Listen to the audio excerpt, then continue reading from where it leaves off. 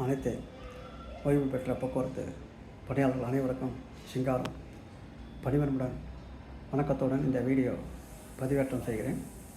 இன்று காலை கோவை பேரவையில் ஏற்பட்ட ஒரு சிறிது மனஸ்தாபத்தில் நான் அதிலிருந்து விலகுவதாக அறிவித்திருந்தேன். அந்த மனஸ்தாபம் வேறு எதுவும் இல்லை, எந்த விதமான ரகசியமும் இல்லை. நான் எல்லா ஊர்களிலும் கேட் மீட்டிங் போட்டு மெம்பர் எண்ணிக்கையை அதிகப்படுத்த வேண்டும். அப்போதான் நம்ம அனைத்து வழக்குகளையும் உச்சநீதிமன்றம் வரை செல்ல வேண்டும் என்பது என்னுடைய கோட்பாடு.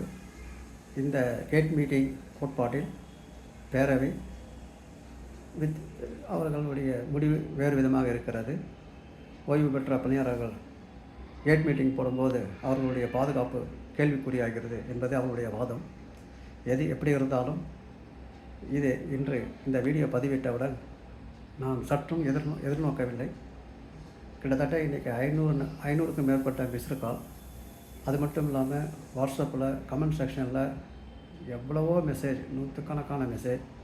இவர் இரண்டும் என்னுடைய மனநிலையை மாற்றியது. எந்த சுயநலமும் இல்லை, வேறு எந்த பிரச்சனையும் எங்களுக்குள்ளே இல்லை. ஒன்லி கேட் மீட்டிங் ப்ராப்ளம் தான். அது போடுவதா வேண்டாமா என்பது தான். அதை பற்றி அந்த இஷ்யூ இப்போது அப்படியே இருக்கட்டும். ஆகையால் 93,500 பென்ஷனர்களுடைய நலனை கருதுவது மட்டுமே நம்மளுடைய பிரதான நோக்கம்.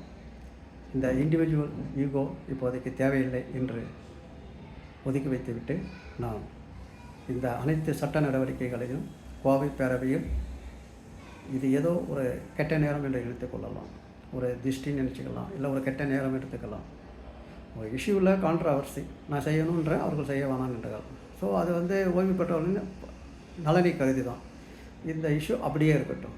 அப்படியே வச்சுக்கிட்டு நான் கோவை பேரவையில் தொடுக்கப்பட்ட அனைத்து வழக்குகளையும் நான் ஆல்ரெடி வாக்கு கொடுத்த அனைத்து செட்டில்மெண்ட் பெனிஃபிட்டு, டிஏ, அரியர் அதை வாங்குவதில் காலையில் நான் கூறிய வீடியோவிலையும் கோவை பேரவையில் விலகுகிறேன் என்று தான் சொன்னேனே ஒழிய வழக்குகளிலிருந்து விடுபடுகிறேன் என்று ஒருபோதும் சொல்லவில்லை.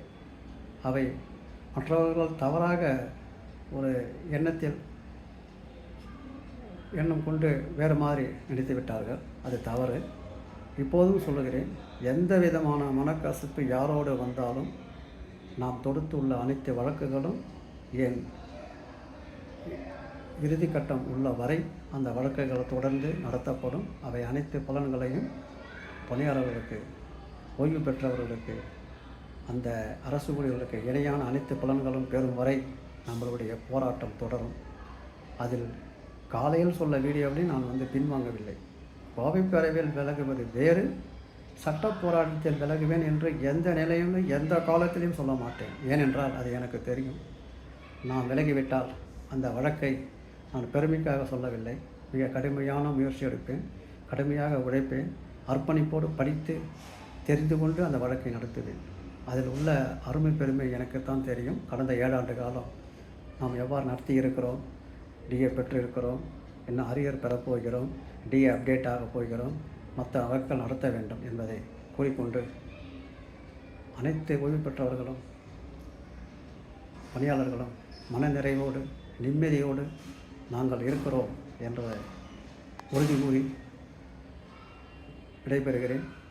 நன்றி, வணக்கம். நமது பயணம் இனிதே தொடரும். இடையில கூட கட்டாகல, லீகல் கேஸ் நான் தொடமாட்டேன்னு சொல்லவே இல்லை. அது நேற்றைய நிலையிலேயே மீண்டும் தொடரப்படும் என்பதை உங்களுக்கு உறுதி கூறி மீண்டும் விடைபெறுகிறேன். நன்றி, வணக்கம்.